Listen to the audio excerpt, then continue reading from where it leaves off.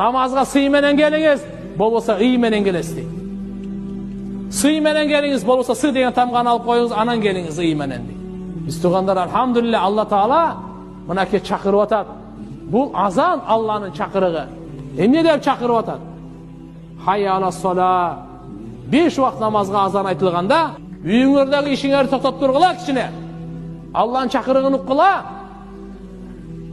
Теги Facebook'tu токтотуп тур, Instagram'ды токтотуп тур, телевизор токтотуп тур, кинону токтотуп тур, тамакты токтотуп тур, уйкуну токтотуп тур, базарды токтотуп тур, оюнду токтотуп тур, күлкү табашаны токтотуп тур.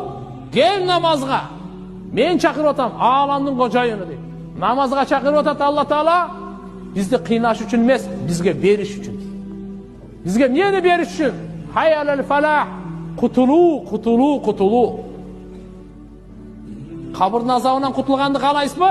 Келиңиz намазга. Дозоктун отунан кутулганды каалайсызбы? Келиңиz намазга. Алланын каарынан, кыямат күндүн караңгылыгынан, шермендечилигинен, дүниенин бактысыздыгынан кутулганды каалайсызбы? Келиңиz намазга. Ийгилик каалайсызбы? Бакыт каалайсызбы? Келиңиz намазга. Ырыскыңызга береке каалайсызбы? Ден соолугуңузга, өмүрүңүзгө, бала чакаңызга береке каалайсызбы? Келиңиz намазга.